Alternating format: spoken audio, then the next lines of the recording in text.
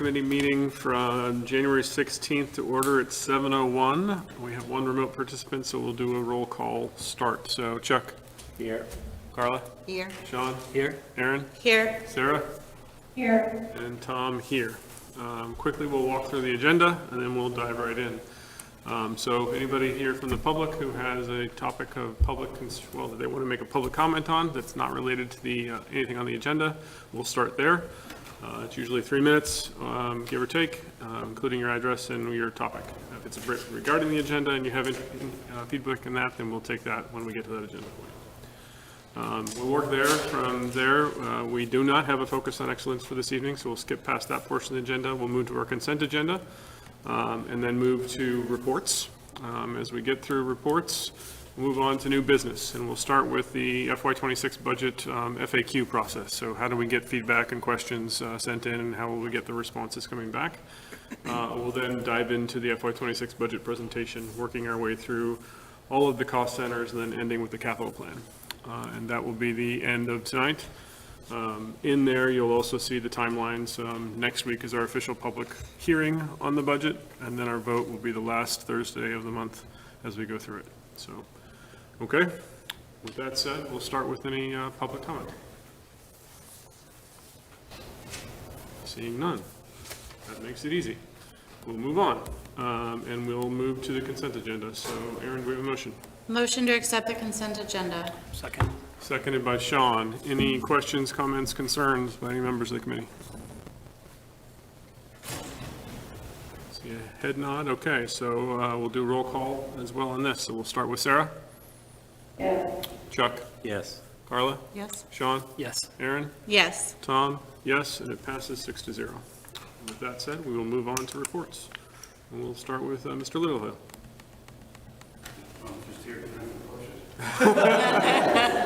There you go, that's it. Okay. No other reports. Okay, so we'll move on to Dr. Stice. Thank you. I just wanted to highlight two of our upcoming CPAC meetings. On January 22nd at 7 o'clock, they are sponsoring an Understanding the IEP workshop that the Federation is doing, if people are interested in that. And then on February 26th, Dr. Sarah Hardy and Renee Lamaro and Aaron as well are going to be presenting about our screeners and reading and how we do some of that work in Reading. So two very awesome topics coming up, and we just, again, would like to thank the CPAC for their ongoing partnership and willingness to work with us and having such great topics and opportunities for students. What was the date of the second one? February 26th. No. Is that sure? That's a Wednesday. Is that right? I think they've switched a couple. No? Okay. So unfortunately, we won't be able to come to that one because we'll be at a finance committee meeting that night. But I can double check. We can They're get going to be recorded. sending out a flyer, but Be they've recorded, been right? trying to switch nights because of several competing things. So they Understood. decided to change it, but for now that was there. if we cannot attend, it would be great if that one could be recorded. We've been recording all of them. Great, thank you. Any other questions or points from the committee? Okay. Dr. Hardy. I'll just add on one thing to Dr. Stice's advertisement for the events. It also is sort of a follow-up from the screen right to read. And so we'll think of some of the themes that were revealed in that film and then talk a little bit about those. Great, thank you. Two items to share with you this evening. I wanted to just remind our community that preschool and kindergarten registration is open. We are welcoming in our newest students. We issued a registration process. We've been a lot of work from the staff in our office really made sure that this would be a smooth process for families. It's for families who are ones that need to handwrite everything. You can write the student's name and date of birth on every single form, so this is much better for families.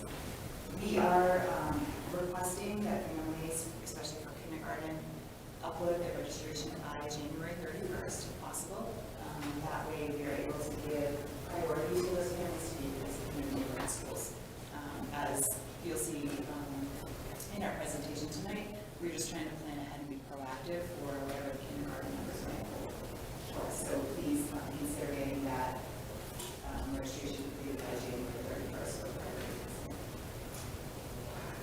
One other just sort of like really great highlight was today, myself and Dr. Milchowski had the opportunity to visit the fourth grade classrooms at Killam. It has kind of become a perennial favorite for us, but at the end of Unit 2, students have produced some really wonderful authorship. They create books on animals that get researched. And so this is a really wonderful demonstration of the knowledge building component of our literacy program alongside really great explicit writing instruction. And then, of course, the students are reading at length about their animals to pull in so many great facts. And so the families were invited in. It was wonderful to work there. Parents having their own to share with their child and learn. I learned something new about elephants today. And, you know, and I know the families learned a lot. I'm so impressed with the work that the students put in. So just a huge shout out to the 3rd, 4th grade teachers that we visited today, Nikki Kogan, Nikki Lee, and Tom McGuire. Well, you can't tease what you learn. We got to tell us what you learned. So I guess the bottom of their feet absorb water, and the student actually wrote that it's similar to like how a towel would absorb water. Something I never heard of. Learned it now. And it's believed that the record for the length of a frog jump is over 33 feet. Wow, didn't know that one either. Did you learn why they absorb water? Not yet. Did you learn how they figured out 33 feet? Yeah, get us there and saying, all right, jump. They all know. Okay. I remember that event from last year, and it was unfortunate that I was so busy with work today, but yeah, it's always good. Last year I learned a lot about shark teeth, if I recall correctly, so, yep, okay, thank you. Any other questions or comments? Okay, Dr. Milchowski. Hi, good evening, everyone. Just like to make the community aware the next week or two, everyone in our RPS community and larger Reading community and all of our Boston resident families will be receiving our 2024 annual community report, which will be our 3rd annual, which highlights a lot of the different successes, accomplishments, and goals of the district, and I think is really exciting to help keep people informed on what's happening in our schools. So just keep an eye out. Goal is to have it in mailboxes hopefully by the end of next week, if not early the week after. But we're really excited for people, especially who aren't as connected to the schools, to hear about some of the great things that our students and staff are doing each day. So be on the lookout for that. Great. I don't think there's any questions on that one, so we'll move on. We'll start with a liaison committee, or move to liaison on committee, since our student is busy studying for midterms. So Sarah, we'll start with you. Chuck. No report. Carla. We are excited to announce that for Killam School Building Committee, that we will be going to April and May town meeting and asking town meeting to approve the project to go to a vote. So we thought that timeline for us was at the end of June. Now it is in May. It's at the beginning of May. So we are hoping for a May 13th vote, townwide debt exclusion vote on the project. So we are on target we are under budget, significantly under budget. We are on target for a huge submission to the MSBA on February 10th. At our meeting this upcoming Wednesday, the 22nd, we're going to be talking about our cost estimate for the project, that we will be using those numbers. They won't be exact, but they'll be good enough for us to go to the town, into town meeting. So we're really excited about that. You're going to hear more about it. It actually, by really kind of condensing our schedule, it really helps out construction-wise, but we'll be doing a presentation to the school committee shortly. Can I clarify when town meeting votes and subsequently when the town votes, will we know the percent we're getting from MSBA? Okay, We'll have all the numbers. all the numbers. Okay. Right now, that number is around 32 million From, from the reimbursement from the MSBA. okay. But there are So other if- things we can apply for from a rebate perspective Exactly. that are not There's- MSBA related. There's the Inflation Reduction Act, and if our new administration, federal administration decides to keep that, or doesn't mess with it, we can have significant cost savings with that. We'll actually bring on a construction tax expert to help us, because there are different ways you can tap into that money. So that will be huge. The 32 plus or minus $1 million will be huge.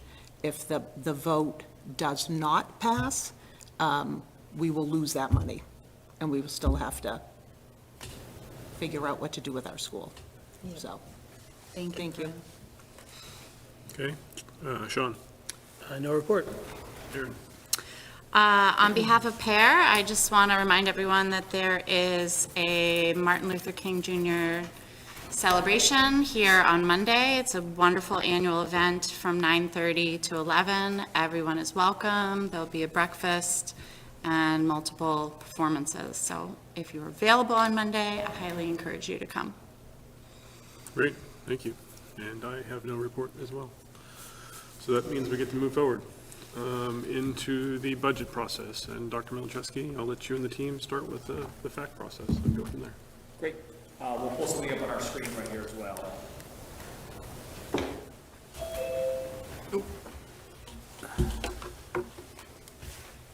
Great, so before we dive into the content of the FY26 superintendent's proposed budget, we'd just like to make sure the committee is here if there's any feedback or any ideas on our process for gathering feedback and what's our FAQ process. So as always, it's really important that throughout the budget process, we gather as many opinions and feedback from the community as possible. There's also a variety of ways that can be done. I would say that we'll talk through the most formal mechanism right here, which is if you have any budget-related questions, feedback, concerns, to submit those to Olivia Lejeune by January 23rd at 11:59 p.m. And it's also the night of our public hearing, so community members can also come and speak next week. We will then send out an updated budget book and also any FAQs in the school committee packet on January 28th. In advance of the January 30th school committee meeting, when the school committee will vote on the FY26 superintendent recommended budget. I will share also outside of this process, if there's any community members who have questions or would like to set up a time to meet, I am more than happy to sit down and talk about any of the priorities of the district, any of the things that we've added in the past, any of where we're trying to go in the future, any of those larger conversations. I'm more than happy to sit down with community members as well. So this is the formal process, but again, feel free to reach out if there's other things that you'd like to know as well. Any questions or concerns with that from the committee? Nope. I've lost the thread. I don't think we have a rotation of social media liaisons at this point, but we should probably tap somebody to I'll post use it. our, thank you, Tom. I'll post it. All right. We did completely lose the thread, so, but I'll post it. Okay, Great. we can move forward. Is that a record for the shortest agenda item? Ever? No, I No? don't think You so. want a gold star, Tom? We can I give do. it to you. I'm just saying. All right. So, all right. Now that we've shared sort of the process for getting feedback, we're excited to enter into budget season and present tonight the superintendent's FY26 recommended budget. I will share just kind of the overall, quick, very brief headline, which I think is this is, as you will see, generally a level service budget, which I think in a time when you see a lot of neighboring districts and districts across the state grappling with budget cuts and really difficult budget decisions, we are pleased and I think encouraged that we are able to maintain all the services, programs, and initiatives that we think are important for our district. And you will see that there's also some very small adds in terms of quantity. We'll see 2 adds, one of them being a pretty significant add for our community, which is finally the transition to tuition-free full-day kindergarten for our community, which I think is really exciting given all the advocacy from the community, from the committee, from the town over the years. I'm excited to speak more about that. We just want to make sure to off the top emphasize sort of that's the big headline of this budget. So I'm going to speak first about where we've been the last couple of years, which I think gives some context to where we're going in FY26. Speak in more detail about the 2 ads for FY26, and also speak briefly about some of the things that have been discussed in our community that unfortunately we will not be able to add as part of the FY26 budget. I will then turn it over to Phil, who will dive into some of the nuts and bolts on some of the numbers broken down by cost center. So first piece, I'd like to share that while this is generally a level service budget I shared, I think it's really important for people who maybe haven't followed us close the last couple of years to know that hasn't been the case the last couple of years. I think our community feel, and our team, and our district, and our staff feel really fortunate that the last 3 years we've been able to add, when you count the positions I'll go through in a minute, over 30, close to 35 FTEs in a 3-year period, all which I think have been instrumental in providing a better day-to-day experience for our students, and are also starting to translate into some exciting improvements in student outcomes. So I want to take a couple of minutes just to revisit some of those additions very quickly. If you want more context, you can find sort of a write-up of each in the budget book. So starting in FY23, we added what were the 5.0 FTE Metco SACs, which are split between the district operating budget and the Metco budget. The 1.0 Director of Academic Achievement, which was at the time a standalone role, which is now morphed into the assistant principal role, with sort of those responsibilities now with one of our assistant principals. We can kind of see the fruit of the labor now here at the high school, a lot of the ICT work as well. In FY23, also an increase of 1.2 staff in our MLL department, 0.2 additional FTEs. They are Stepping Stone staff whole, which used to be a 4-day-a-week sort of staffing model, now 5 days. Also, a 2.0 FTE increase from social workers and school counselors, both at the middle school level, 1 general ed and 1 outreach program, a 1.0 nurse, and a 0.4 FTE district data specialist. Those are all of our adds within the FY23 budget process. Similar, FY24 is a year that we had a significant number of positions. Again, a continued investment in our MLL department, 1.5 FTEs, given the significant increase in multilingual learners in our community. 2.0, really excited K-8 math coaches, something that had been a community priority for a long time, and I would say much needed. The 5.0 elementary assistant principals, one of our schools. Bringing our Metco SAC model up to the middle school with 1 Metco SAC who is split across the 2 middle schools. A 1.0 one-to-one nurse, given a specific student need, but has now morphed into a float nurse position. A 1.0 Metco coordinator at the high school, and then 2 special education teachers, 1 at the elementary level, 1 at the middle school level. And then a couple of positions that also were high school counseling positions, 1 for Stepping Stones, 1 for school-wide counseling, and 1 for RHS guidance, and then 2.6 FTE team chairs. As the committee knows, some of these were new positions, and some of these were positions that we just moved from various grants onto our operating budget. And then also in 24 was our 1.0 BCBA and our 1.0 secondary transition specialist, which was key in some of the recommendations from our program reviews. And last but not least, last year, moving a speech language pathologist from 0.4 to 1.0, increasing staffing in our elementary lead program by 1.0, and adding a high school admin assistant at 1.0. And then last but not least, a couple of positions moving off the ESSER grant, 2.0 FTE guidance counselors at the secondary level, and 1 middle school special education teacher. And then last but not least, 1.0 FTE Parker Metco coordinator, who has been a wonderful addition to the Parker community. So as we talk about a level service budget this year, I also just want to continue to thank the committee for all of your work and all the investments that we've had the last couple of years, which again have been really impactful in our community. So bringing us to FY26. So FY26, I shared there's 2 major, I'm going to call them additions. The first, we should be celebrating this as a community. This is super exciting. Assuming that this is something that the committee will vote for moving forward, is our transition to tuition-free full-day kindergarten. This is something that I know has been a priority for a long time in our community, and it is really exciting to finally see it to a position where we are able to move in this direction. It is not lost on me all the advocacy from members up here on the committee, advocacy from members of the community, thoughtfulness and strategic planning by many members of our committee. Tom helped us map out our multi-year model. There's a lot of work and effort that went into making this possible.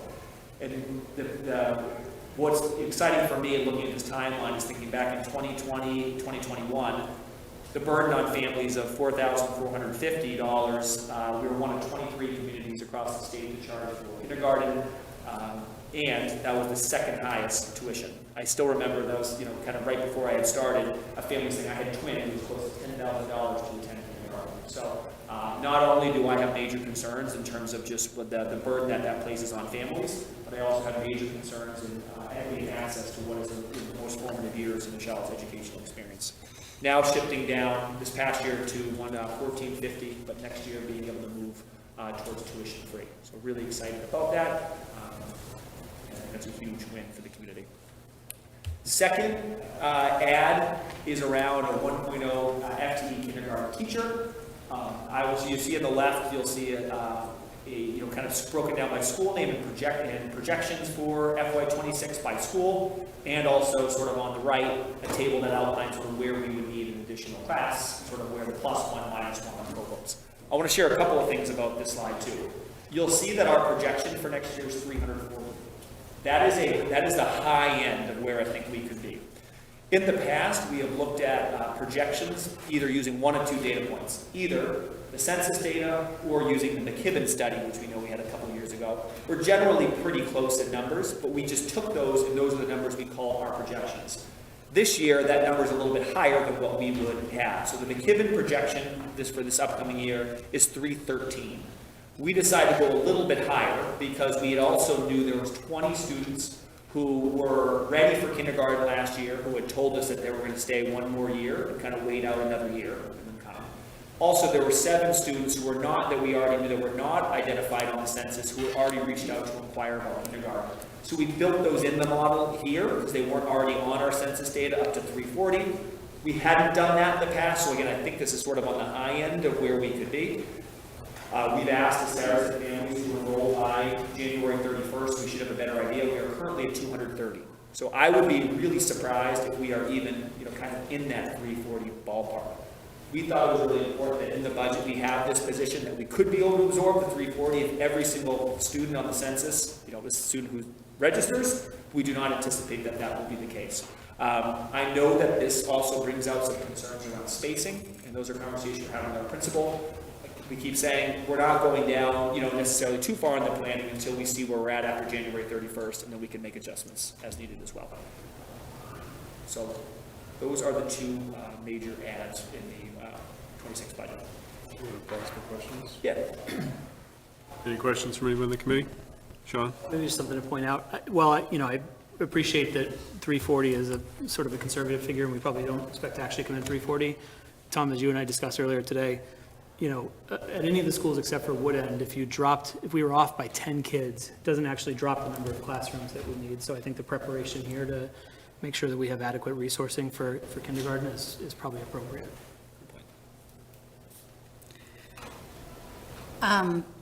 So Killam looks like it will have a number of grades collapsing.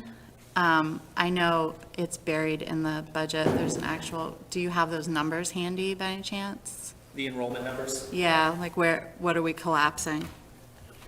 There's actually no collapse. These are current cohorts. So there is no cohorts in the budget where we're actually collapsing. So in some years, if I understand. I'm misreading it. Okay. 3 to 3, 4 to 4. Okay, got it, diagonal. Okay, thank you, that makes me feel better. I was like, that's a lot. In some years, there's a time where we'll consolidate from having 3 second grade classes to 2 fourth grade. There's no spots where we're consolidating this year. Thank you. Thank you for clarifying. Good question. We talked briefly, the 230 is a higher number than you received last year. Everything's changed in terms of registration process, but what were the numbers at approximately in the middle of January last year? We were still under 200 last year at this point. I also, in conversations with families, we didn't put that January 31st, Tom, I talked about this, we didn't put that January 31st deadline last year, so we think that's a little bit more urgency for families to register right now. We're trying to really be proactive in our communication. So I think last year there was a lot of families said, I'll get to it, and that's fine, and we didn't pressure them to say, you really need to get this in sooner. So I expect that come January 31st, it'll give us a better figure of where we're going to be than it did last year this time. Tom, Go ahead, Chuck. So we won't know the we'll have already voted this budget before we actually know what, will we have a subsequent vote? Because if it comes in at 2:30, I mean, that's significant. I would say we won't have a subsequent vote. We will not? We will not, right? I mean, what we do is that would probably fit into the budget more or less surplus, that we figure out what we need to do strategically. Otherwise, there's no additional vote necessarily. We just may not have to hire a kindergarten teacher. But if you look at this, and like Sean's point, you know, if Killam comes in at 80, you still need 4 classrooms. Yeah. Right? Unless it comes down to 66, right? You're still gonna need 4 classrooms at Killam, using our guidance, right, the 18 to 22 guidance. So there could be some compression, but more or less, you're gonna see a very similar number of classrooms. It's possible with some movement and things like that, you might be able to get 1 less classroom, but unless it's significant. And you and I know, we've been through this many times, right? The numbers that are at the end of January, they change at the end of February, they change at the end of March, they change at the end of July sometimes, so we have to be careful about any sort of other adjustments, but we'll have to know enough in May to post a position or something like that, probably, right? I just asked that because we need to be transparent to the community that It's the expectation, and when you go to April, we'll have a better understanding. But the worst-case scenario, we have to have staff, right? Aaron, go ahead. Do you have any sense of the students who have registered, how many of them are students who were eligible a year ago and the families held them out for one reason or another? Do we have that kind of data yet, or no? Out of the families that decided to hold off on kindergarten, out of the 20 that we knew of, 12 have already registered. Okay. So there's still 8 others that we're still tracking down to make sure that they're still. Okay. Thanks. This is generally an item later in January or early February anyway, so we're kind of hitting it a little bit early, but Yeah. that's okay. Okay. Any other questions on either one of these or any of the previous topics? We'll need to make sure we have a 2025, 2026 zero line on that. And then we put this out officially, right? Or even more officially than it is already out. There will be a lot of happy families, I know, for the Oh, yeah. class. Okay? Great. I am not going to go through each of the items for future consideration one by one, but I wanted to include these in the budget presentation for a couple of reasons. One being, we know that there's been a lot of other priorities, you know, surfaced either this year or the past couple of years that just we can't fit in with our current budget limitations. And we think it's important for the community to sort of understand what are some of those things that have been raised by the school committee, by our administration, by our teachers, and to make sure those are reflected somewhere in the budget, you know, documentation. I also think it's important that we've seen some of these, you know, items take years of kind of, you know, conversation to get themselves to the front. Like, I think about assistant principals. I remember when we finally had Chuck, you know, you said it was close to a decade that something like this has been discussed. And has been, just hasn't been able to be able to push over the top, so from a financial perspective. So there's a lot of items on this list that we wanted just to make sure the committee sees, the community hears, and then as things move forward, that we'll continue to try to prioritize and invest where we can invest while being thoughtful about our budget constraints. So you'll see some pieces on here that are around curriculum. You'll see some pieces around like additional staffing, like tier 2. You'll see here things around capital pieces as well, which I'll get into right here, which like our RMHS live van, and some other like creative outside the box thinking ideas like whether or not we should have a building substitute. So I think anything from staffing, curriculum, programming, capital, you'll kind of see listed on this list all the way through. And also you'll see just a list of things that were identified by the committee a couple of weeks ago. I'm happy to pause there if there's any here that, you know, kind of it's all in the budget packet, if there's anything that people wanted to discuss, hear more about, or whether wanted to continue to advocate for us to continue to look at. I do have one. Sean? I conducted a focus group of one Coolidge Middle School student today, and unanimously, my focus group actually preferred having the PE teachers they're already familiar with teaching the health class versus another specialist that they would only meet, you know, when starting health, which caught me off guard. I wasn't sort of expecting that, you know, that sort of point. I thought it was, you know, it's a fair one. So while I appreciate the sentiment behind this, it might just be worth kicking the tires on, you know, what are the benefits of the continuity of teachers that they're already familiar with teaching that class? Great question. Or great point. I'll add for those who maybe haven't followed this position closely, so I think before, well, I can only speak for the time I've been here for 4 years, before there was a position added, there was a .6 health teacher at Parker, which is still in the budget. This is the first year that we were not able to fill that position, so we still have an open .6 position that will still remain in the budget. But also, we have been, thoughtful between the two middle schools of, if we are to add, have a designated health teacher, would that be, would we only want that at one school, or should that be someone that's split across the two schools? So something we're thinking about right now is, as we build this model, do we have can we get to a 1.0 that would be split? Do we go with what that one Coolidge focus group was thinking in terms of just, kind of continuing what we're doing right now? Those are all on the table, but I thought it was important to give a little bit of context on what's in the budget right now. Is that .6 at Parker? Is it feasible that any of our PE teachers might be interested in getting certified? Or are they so full with the PE schedule that they can't do both? Pursuing that license or additional training would always be on the table. It wouldn't solve the problem. They actually aren't required to have that additional license, the health license, to teach health.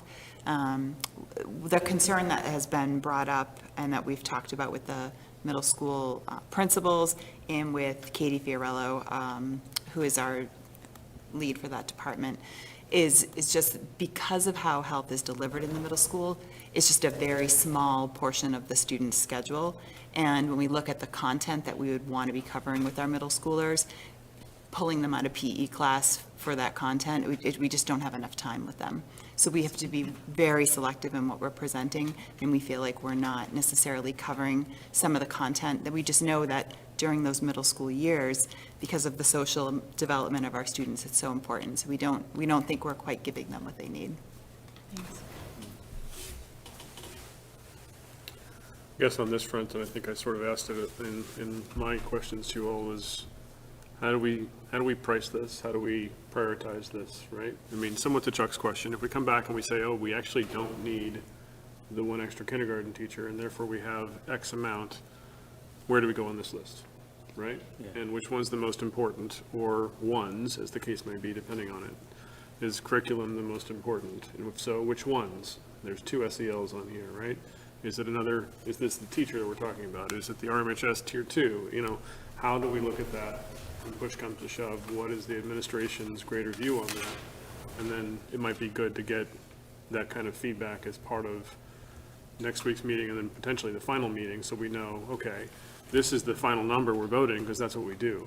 But if there's a change, where are we going in the queue? And I know things will change between now and June, right? And it always does, and things will change between now and September, and it always does. But at least we have a guidepost, right? And so as we look at this, I think that's my ask of some of this stuff is, what is that guidepost? And the other thing, and we've sort of talked about this in the past, is some of these other ones in the bigger considerations, do we foresee in our forward planning that there will be space in 27 or 28, as we understand things now, that we should be talking about these and laying the groundwork for them? Some of these we've talked about that we want to lay the groundwork, we want to have committees for, et cetera, but if that's the case, we need to start that, not wait another 2 years, because then it'll be too late again. So as we think about the strategic planning, as we think about the forecasting, where do we think we might be able to slide some of these things in so we can be proactive about it, as we have been with some of the other stuff we just talked about at the beginning of this meeting? Okay. On to you guys, back. Great. So at this point, I'm going to turn it over to Phil. Do I need that other microphone? Do you want to pass this down? Put that there. All right, Tom, can you flip to the next slide? So the budget, as the superintendent mentioned last night, is a level service budget. It meets the Finance Committee budget guidelines of 3.5% increase for operating funds and accommodated cost increase of 4.6%. We have that one add to staff. So any questions? Okay. I do want to make a few context statements, because, every time you get a new business manager, we all have our own things that we like to do, and our own way of doing things. So the budget book that you've got tonight is sort of, I'll call a transitional one. You know, I trying to make some changes. I think that might be some improvements in some of the presentations and things like that. For example, we added FTEs into the charts this year, much to my chagrin on Monday. But so I'm looking at this year as sort of transitional because I started so late in the process, you can only do so much. So I'll make sure I go through all my notes. So we tried to use the same charts that we've been using the last couple of years, but we reshuffled the order, tried to bring them together. So there's no longer one big chart of all the detail. The detail's been split. So each cost center, you start with the overall summary chart, then the bar, then the pie chart, and then the details right behind it. That way you can go from the summary, and if you want to get lost in the detail, you can. So that's all in there as well. I also do have to say, you know, one of the things that I was really working on this year is I wanted to get FTEs into this because I think that's important to show people, you know, how many positions that we have and how they're being paid for. I do apologize that some of the slides you're going to see tonight are different than what you got earlier in the week because the FTE numbers were not correct, and that is on me. I will say, on a personal side, I've had a medical issue in the family that's kept me out a few days that I wasn't expecting. So I apologize for those late changes because I hate those in presentations as well. There are no changes to the dollars, just to some of the FTE numbers.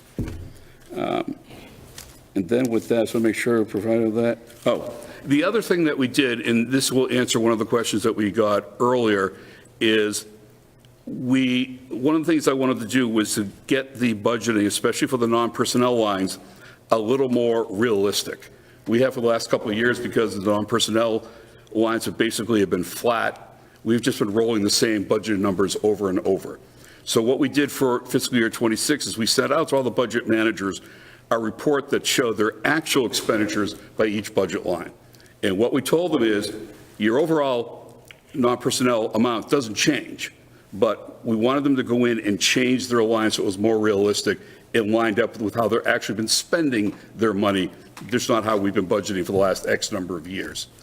It's also the same way that when I do budgeting, that I look at trying to budget other things, say revenue for a revolving account. I look at the last 3 years of what's been going on, try to understand what's been driving that, and then figure out what is that going to do for the following year.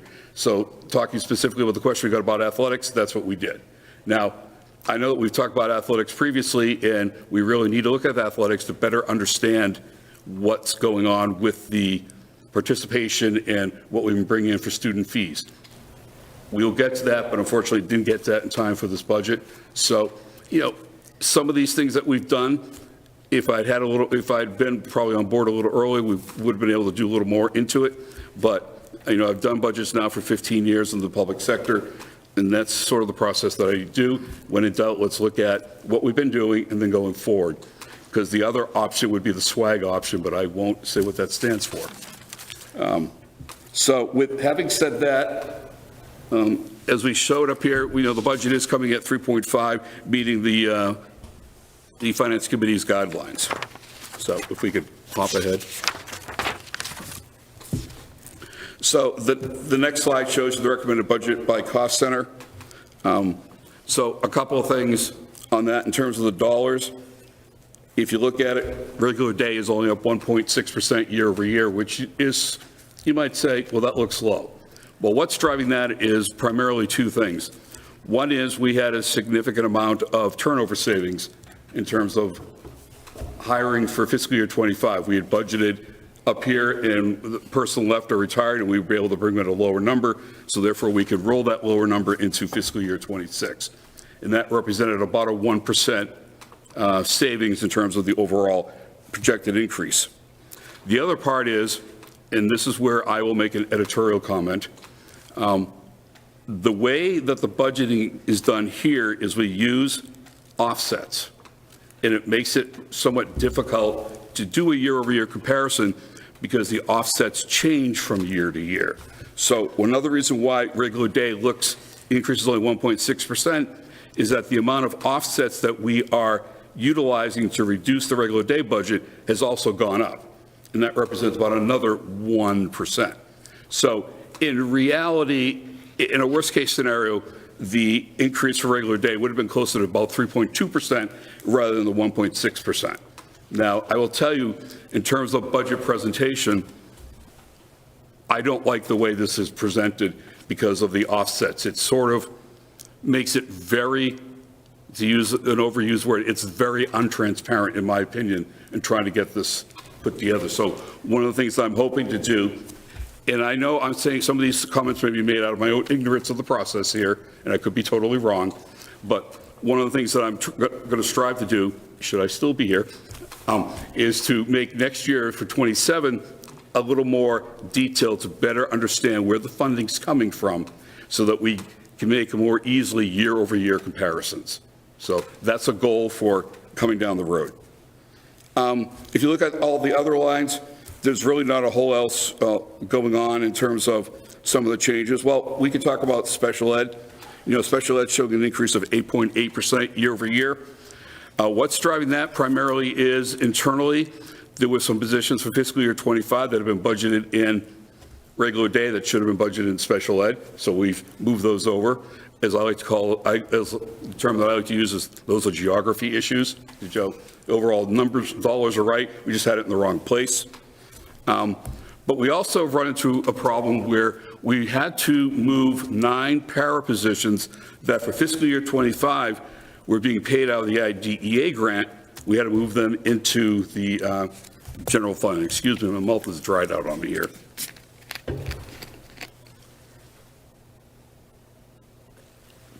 Now, there's 2 reasons for that. One is for fiscal year 25, we actually moved 6 paras out of the operating budget into the IDEA grant for this year because we had excess carryover funds. So we were able to do a one-time change for fiscal year 25. We don't have that carryover anymore, so now we've got to move those 6 back, plus we had to take another 3 out of the grant to move that into, I keep calling the operating budget, this is really the general fund budget, in order to make that work. You know, the challenges that we have is we settled the contracts with our paras. They got some significant increases because, you know, we all know that was a priority of the school committee. But unfortunately, our entitlement grants, whether we're talking Title I, Title II, IDEA, and it's Title IV, right? Because we don't get Title III. Those have been pretty much flat, if not, Title I's been going down for everybody year over year. So we have less and less ability to pay for positions out of those grants. And you're really seeing that in terms of your paras for special ed. So that's a good chunk for your increase in your 8.8%. It also accounts for a big increase in the number of FTEs that we're showing going from 186 to 200. And this gets back to that problem where this budget doesn't show everything. Because if it looks like we're adding 14 positions to special ed, no, we're not. We have 9 that we've always had, but the funding source has gone from the grant to the operating. But we've never shown those positions, as far as I can see in this budget presentation, for the last number of years. That gets back to trying to change the presentation so it's a more comprehensive budget. We see all of those lined up that way. So we have that, plus we had some internal transfers. Again, we had a couple of paras in regular day that belonged over in special ed, and we had 2, I'll call them teaching positions that were budgeted in regular day for 25 that should have been budgeted in special ed. You know, when you got 600 odd positions, you're going to have that occasional mistake with that. You know, one of the challenges that we have is we don't, I'm sorry, if I insult anyone, either one of my colleagues can yell at me later. We don't have a really good system for tracking staff. We use Munis, but Munis has a lot of drawbacks. So I've been working, Kate and I have been working that and also working with Michelle to figure out how we can improve that to make it easier to track all this. One of the changes that we did make this year in terms of tracking staff is we have created unique position codes for every position that we have. So now when we have positions or people changing, we're no longer talking about that, you know, Mary Jones is left and is being replaced by Sue Smith. We say that kindergarten teacher number 5 has left, and that's the position that we have open. So now we can track what we're spending on the position far easier than we could in the past. To me, that just helps in terms of analyzing where we're spending our money. So in terms of the overall changes, I mean, there's an overall increase on this of 10.5. Again, it was the 9 that were coming out of the IDA grant that have to come into the general fund. We have the one kindergarten teacher add. We had a slight FTE change on one phys ed teacher, thank you, that was budgeted at 0.9. It should have been a 1.0 last year, so we've corrected that for this year. We missed one team chair position in the fiscal year 25 budget, so that's now in the fiscal year 26 budget. And we moved about a half of a FTE off of the general fund budget onto the METCO grant budget. So that's why altogether it's about a 10.5 FTE change. But again, I want to make sure everyone understands, we don't have an increase of 10.5 FTEs in the district. It's just because the funding sources have changed that what we're charging to the general fund has gone up, but overall, our FTEs are up 1, as the superintendent said previously. So I hope I've confused people enough on that one. So that's the overall. If you want to go in now, look Phil, by. Can we sorry. pause there for a second, Phil? Yep. Just, not to interrupt your train of thought, but all of what you're saying is valuable, right? I can't hear you. All of what you're saying is very valuable. And I think we should think about how between now and the 30th, we represent that somehow, right? It's not represented in the current budget book and packet the way you've explained it.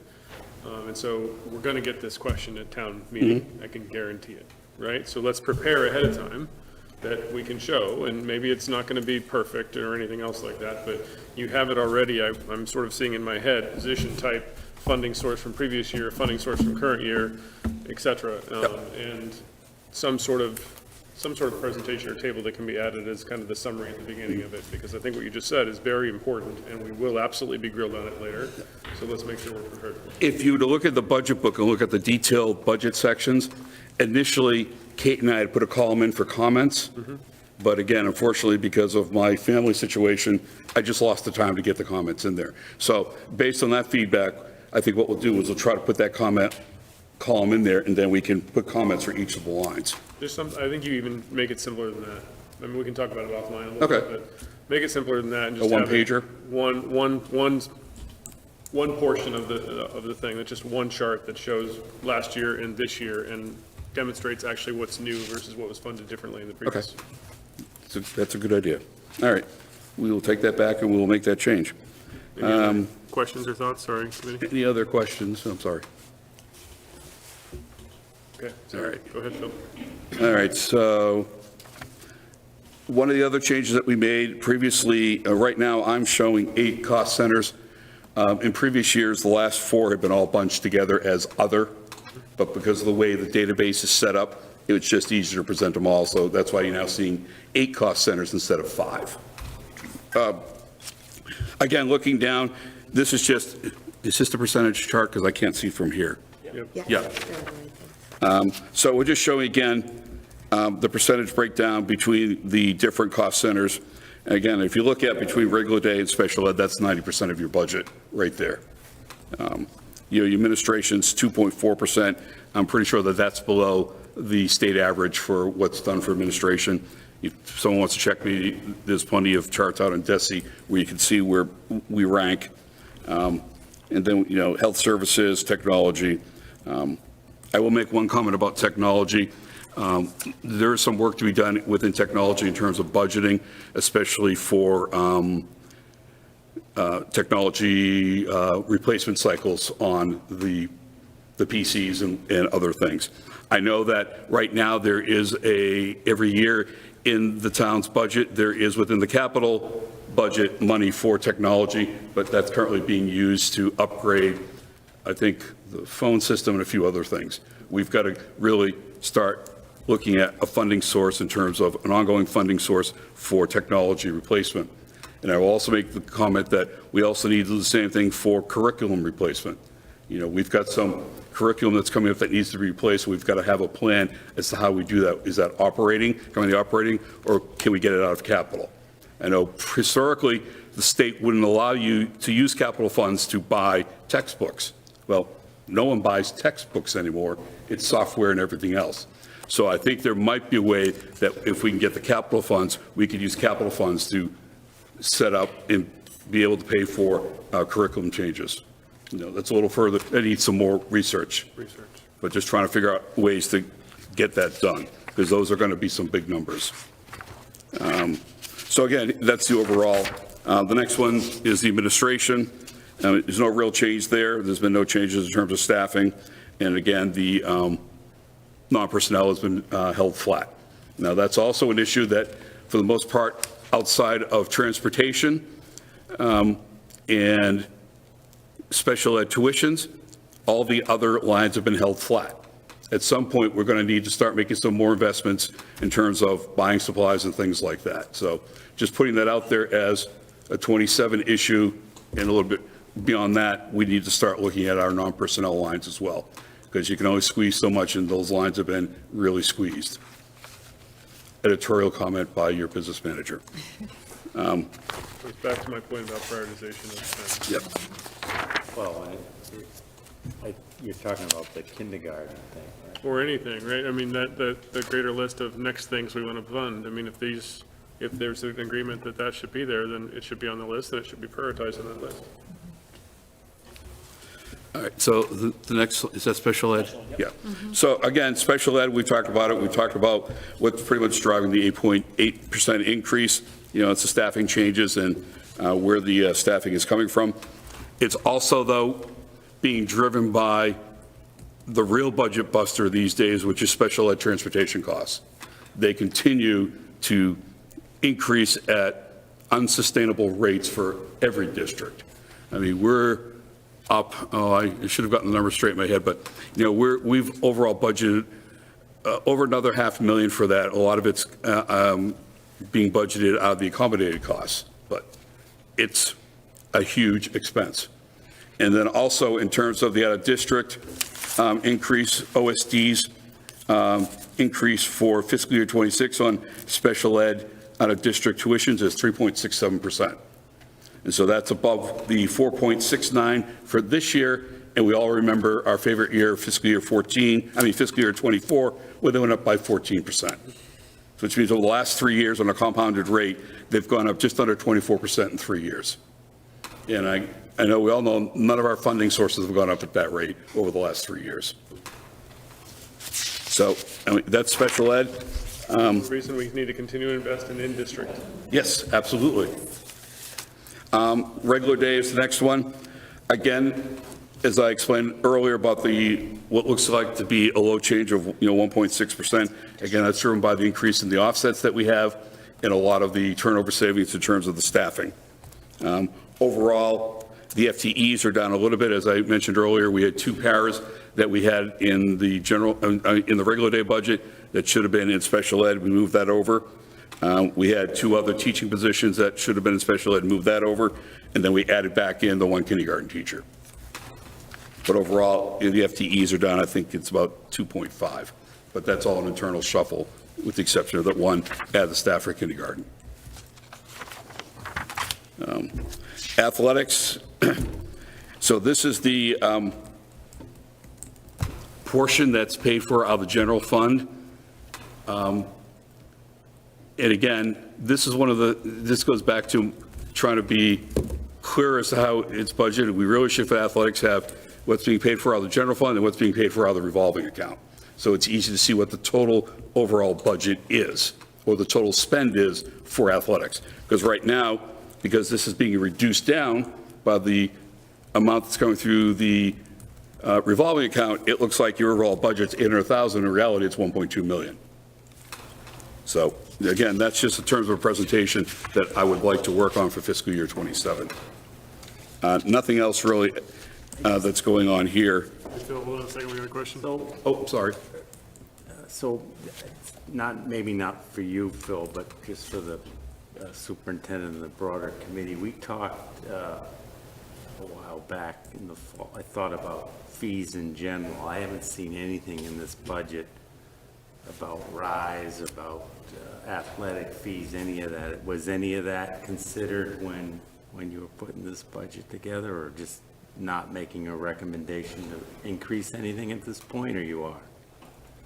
For us, at this point, we thought that we had gone through, like, last year, several of the different sort of fee structures for our community. We thought that it was important, if we could, to be able to have a year where we'll be able to hold and then revisit more holistically next year. And we thought within this budget, we would be able to withstand in the way that we need to with our current fees. But I think as, Phil shared, there's a couple that we think we need to look at, the short term, athletics being one of them. We just didn't feel like, given again last year, simply increased the burden on families, now is the right time to do that. That's fair, I just didn't see anything in the narrative on that, so I was just. That's a good point. Maybe we should add it to the narrative, based That upon is- where things were. we did, And yep. what we added last year is, we've decided to keep fees flat Yeah. for this cycle. Sort of coming off that, I think we've already announced that we're making changes to the RISE program. We're going to have more slots available, more 5-day full-time slots. So we are expecting that there would be, if that goes through and it populates where we think it will, that we may have, the revenue will be higher than what we budgeted. Again, as I've said before, I like to be very conservative in my budgeting, so we have not reflected any potential increase in the RISE tuition fees in this budget. Also want to point out that we also have I think there's only 1 or 2 retirements that are represented in this budget.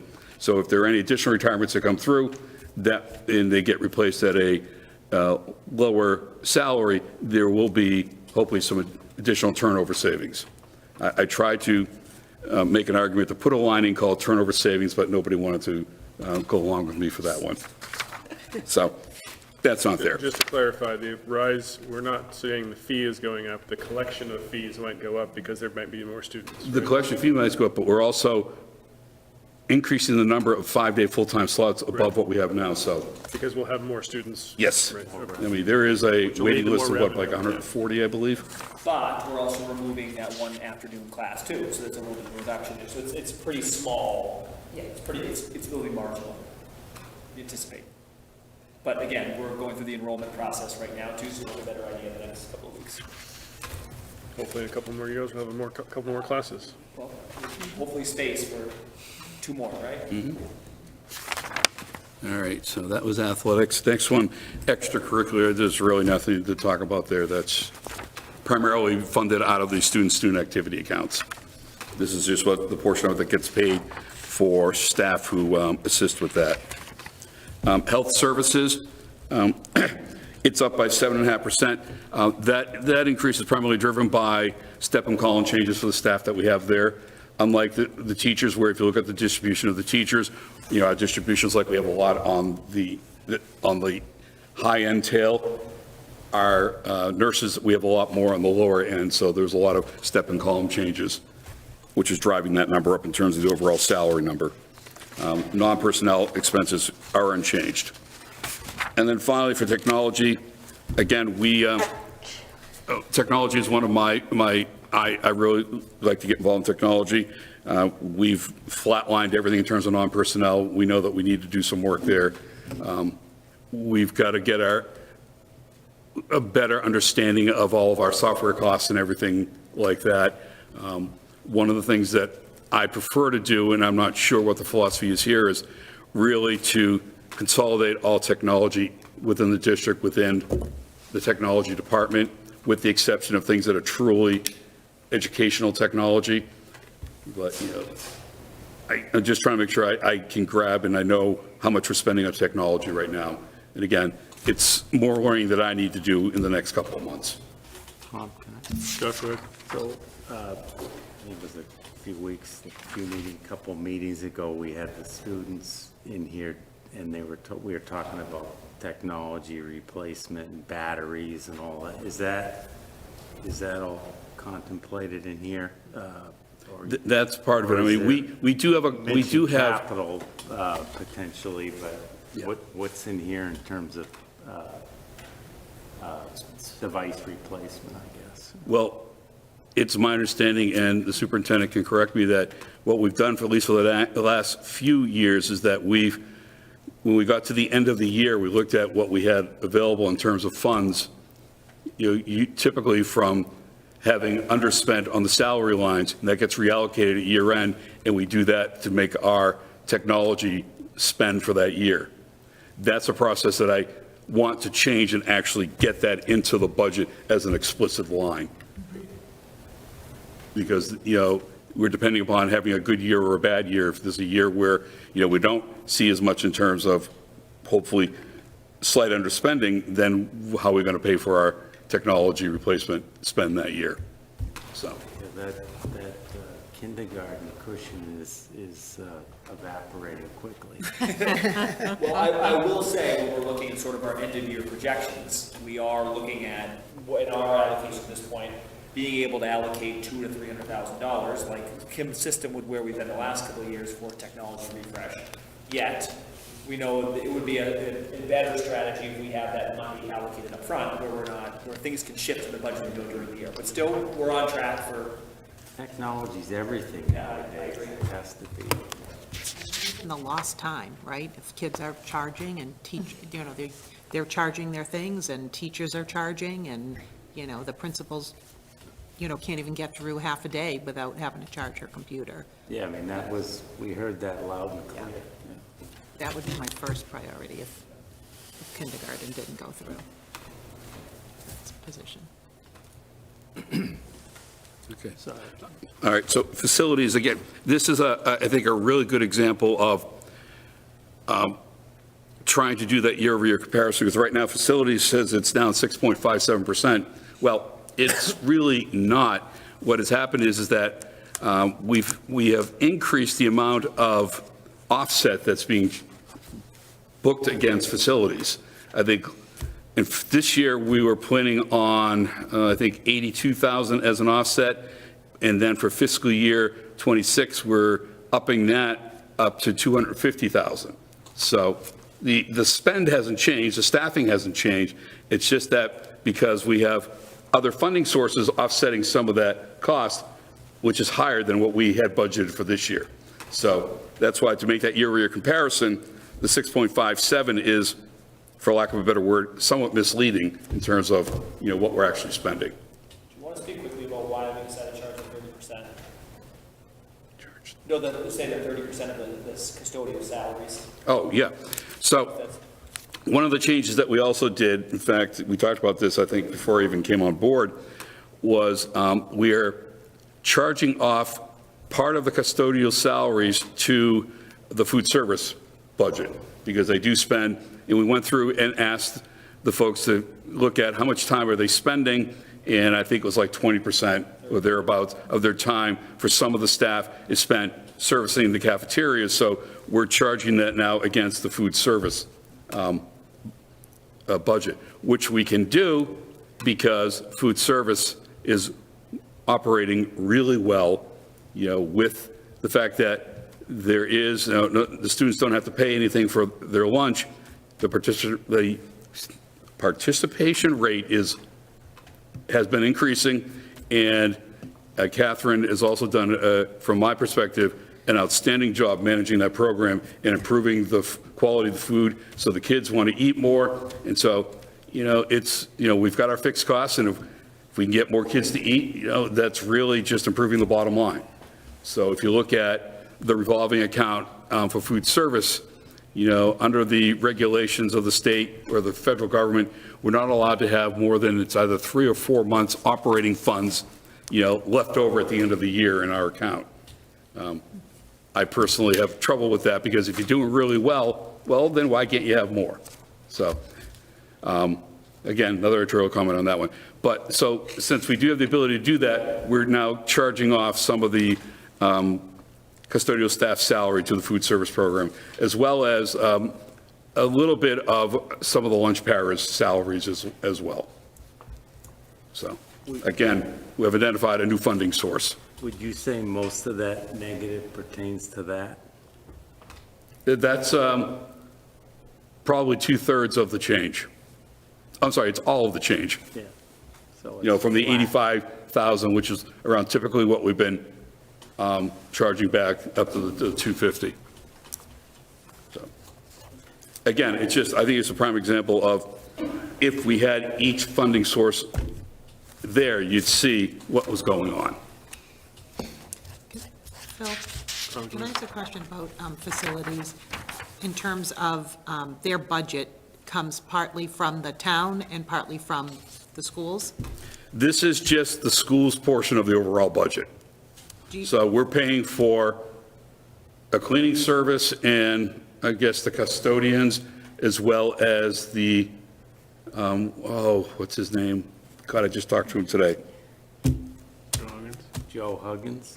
Kevin, Yeah, Kevin, Kevin Gershner. and Kevin's salary as well.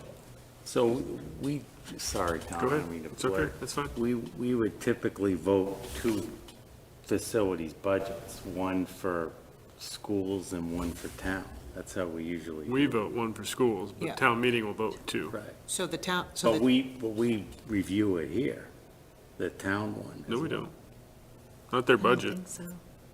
No, because Joe officially rolls up to the town manager. He dotted lines to Tom. But we vote just the school facilities budget. Go ahead, Carla. so the director, assistant director roll up into the town's budget. Kevin Gershner and the staff, that custodial staff for the schools are in our budget, and the town takes care of their own. And of course, I'm thinking Killam, and the additional needs if we have an energy person and who eats that cost. What person? An ener- Again, DPW, what facilities, right? Energy person. Well, since all of the costs for all of the electricity and gas and everything is paid directly out of the town's budget, I would guess that would go to the town side. I think you're right. Just, answer. Let's just do to be, just to be consistent, but, again, I'm speaking out of ignorance, so, in terms of that, but, yeah. The only use cases are, so that'd be interesting. It's a point of discussion.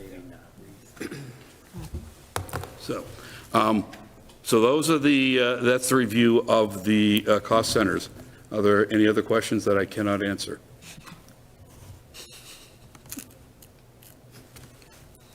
Okay. The capital plan, this comes straight out of the town's meeting book that they put together, the capital plan. And so you can see this is, been updated a little bit. They've got some things on here for a water heater at Wood End for 26. Further down the road, there, in terms of the school buildings, some doors or window repairs. Now, they do have in here food line service for both Birch and Barrows. I know in speaking with Catherine, there is a need to do some capital work in the food service lines and a few other things that we need to do. We can utilize the funding that's in here from the town, but we also may have the ability to use some of the, I won't say surplus, but the balance that we have remaining in the food service Yeah. account to pay for that. I know she wants to make some pretty, I wouldn't say significant, but some changes at the high school to be able to, again, to improve the flow through. Because, one of the things we got for feedback is that, more students would eat, but it was taking too long to go through the lines. So, I think I've already mentioned that we've worked on it, that we should be rolling out soon the ability for them to use their ID cards to pay for lunch, no longer have to put in their 4-digit PIN. So that should improve the throughput quite a bit. Yeah, so I think a couple of things real quick as I look at this. There's 222,000 worth of food service capital in 2027. You just said you want to talk about capital for computers and other things, and we might, historically, we have over the last 3 or 4 years had excess money in the revolving fund. There might be a trade there to be had. The other thing is the lift van, maybe should replace the food service van in this plan. And food service van could be purchased potentially out of that revolving fund. So there are some things there where the town, essentially, we can take something off the town, but get something else back that we want, if we're smart about it and think about it from a budget perspective, and if it complies with capital expenditure rules, as historically we've been told computers do not, because individual computers are underneath the cost. So, things like that, let's let's look at, but it seems like there's a logical trade that we can go through potentially in that space. But you can also see in terms of district-wide technology projects, they do increase it from 150 in 26 to 250 in 27. I will tell you, honestly, I don't know what that entails or what the plan is for that to be used on. It's something that I need to do my homework on. Yeah, we need to be more specific, that someone reads that, they think we're putting in a new system or something, when some of it's probably replacement of equipment. A lot of it's been maintenance of network lines and phone lines and other things like that historically. Have been heard and have been told that one of the frustrating issues, especially in this building, is the wireless connectivity. And that, I think that needs to be looked at. Absolutely it does. Did I understate it? Nope, very good. So. One or two times we've said that problem, yes. So, that may be something that, you're right, in terms of we could do some of those trade-offs, then that would free up money perhaps in the operating budget in terms of funding the line for the technology replacement. Because you're right, all laptops and everything are expensive these days, because that's just the way they do it. Unless you're buying servers that cost $10,000, then you can capitalize. What is the arc flash hazard study? I do not know. Oh. And now I owe the superintendent $10. I'll have to get back to you on that one. That's how we're going to make up any budget shortfalls. I think Joe answered that last year. I think that question came up last year, so if we go back to last year's capital recording, we probably can answer that. It's like an electrical transformer thing or something, if I remember correctly. Okay. We'll find out. Yes. I have one other question, and Phil, it's probably not for you, given just when it comes from, but Dr. Quorum and others. The vehicle barriers for all schools, wasn't that part of that building security project at one Yes. point? Yes. Yes. How did it end up here as a separate capital item? Does anybody remember that? How that unfolded?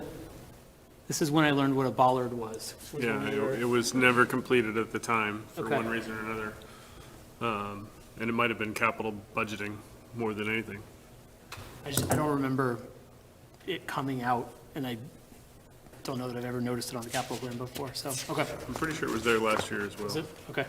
What is it referring to? It's referring It's like to bollards in front of the those entrances to the big school. poles that block so that no car can drive right through the front door of a school. Okay. Which we already have. In some places, not in all places. But I mean, I'm sorry. No, go ahead. I mean, that would certainly be something we would want to discuss before we do, I mean, that's several years down the road. I mean, Yep. Agree. As we see like the technology, the infrastructure around like safety is like changing by the day too. So what what that may look like right now is the best way to keep our schools safe may be very different in FY '29. So that's just, I think, something we should keep a closer eye on. Yeah.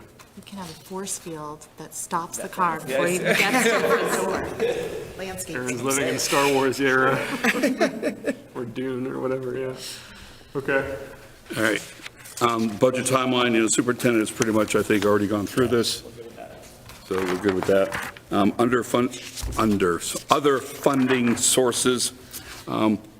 I do like this one because this does the fiscal year 26 offset summaries does a very good job of summarizing, really what are the other funding sources.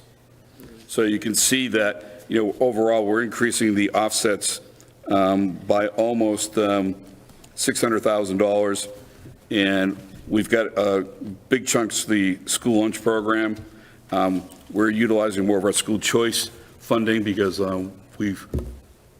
I don't know if we've had an increase, but we have like 50 kids school choice in. So that's always good to hear. I just want to mention one comment on the 252 for the school choice, and just appreciate the committee's thoughtfulness on that the last couple of years. And I think to think if we didn't have that 250 in the budget, what things would look a little bit different right now in terms of the financial outlook too. So I just want to make sure to raise that. That's been helpful in us being able to be in the positive budget position that we're in right now as well. I did also want to point out, you see that the full-day kindergarten offset goes down for fiscal year 26, and that's still in line with the plan was. There still will be an offset for fiscal year 27 that I think we will wipe out the balance in that account. And the other graph just shows you the offsets by the different cost centers. Again, I think this does a nice job of summarizing where the offsets are. I would just prefer to have these up front and not just in something in the back, way back here. Bill, before you move on, can you talk a little bit about, and maybe this is what you alluded to before, but if you look at the 25 versus 26 rise numbers, going from 350 to 550 in the offset, that's a $200,000 increase in offset. Yep. We're not having $200,000 additional in revenue, so can you talk through the thought process in that So the $200,000 difference? Yeah, that is a reflection of the increase in the overall balance in that account.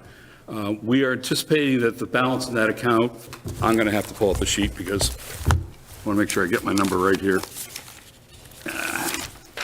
So the starting balance in the RISE account, the revolving account this year was $288,000 at the beginning of fiscal year '25. It is anticipated that the ending balance will be $420,000. So it's going up by $140,000 because tuition is coming in at $500,000, but the budgeted offset for this year is only $350,000. So that's why that now we're going up to $420,000. So that means the 26, we're going to start with $420,000. We have flatlined the tuition at $500,000. And so we budgeted the offset to be $550,000. So we are estimating to have an ending balance at the end of 26 of $350,000. So yes, it is more. But our ending balance at the end of 26 is going to be higher than our beginning balance was for 25. Again, we got to be careful because, how sustainable is this going to be? Again, if the changes in the RISE program leads to additional revenue, that 550 probably would be sustainable for at least the next several years. Thank you. Aaron? Is there a way to articulate the school choice offset? It's the only one in here that isn't directly affiliated with what it's offsetting. Like it's basically like a addition to our budget, right? Yeah. And it's the 252,500. If you look on the right, the chart on the right side, you'll see under the cost center, school choice is being used to offset costs in the regular day program. I know it's hard to read, it's very small. Oh, okay, thank you. And if I recall correctly, our practice with school choice is we use the collections from the previous year to fund the next. Sort of the same way, the exact same way that we do it with circuit breaker. Right. The difference is circuit breaker is by law, we got to do it, and this is, by school choice policy. I personally like to use school choice as another place to build up reserves, if possible, because, other places, we've got to spend our grants within a certain period of time. We got to spend circuit breaker. If we have some flexibility, I like to build up those if we can. And also because it's fully under the control of the school committee.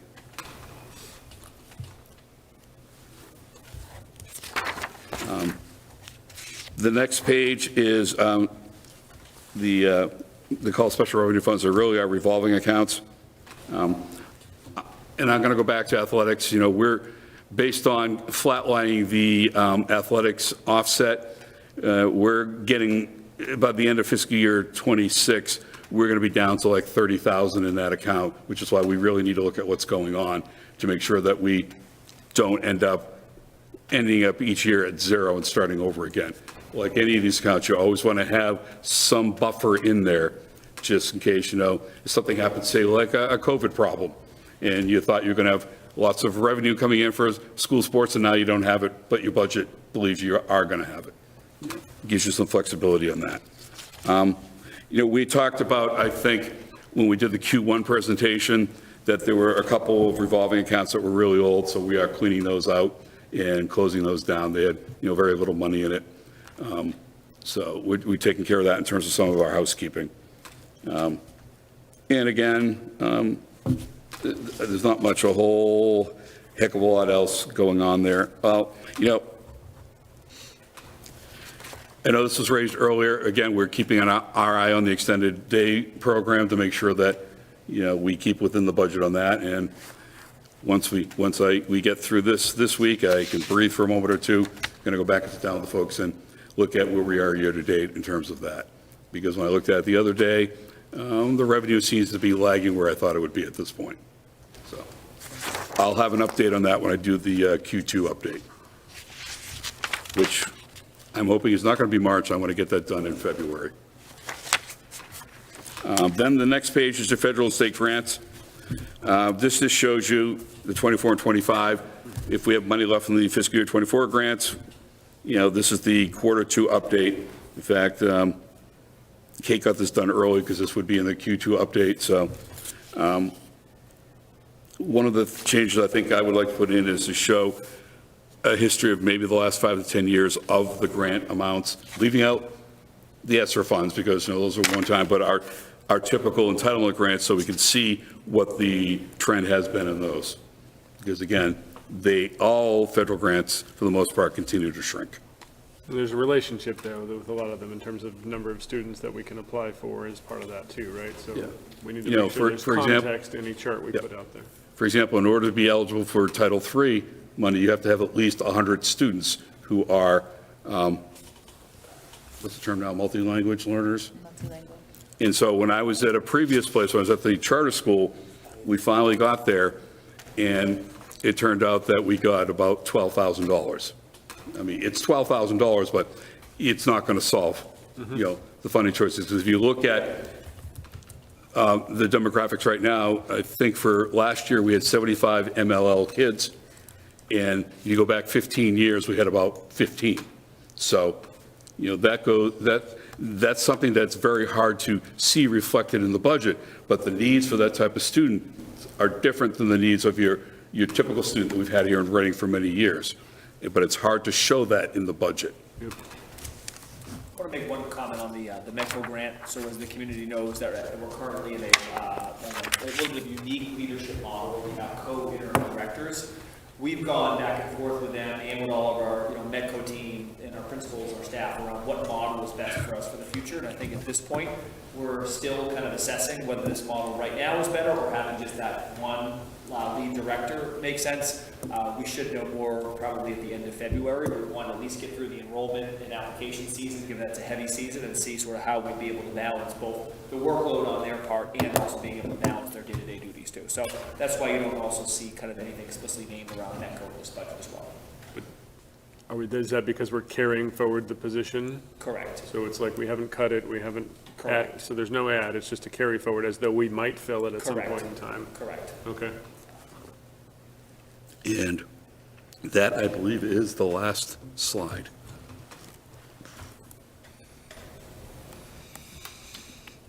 Any other comments, questions from the committee? Sarah, looking at you, anything? Any comments or questions from the public?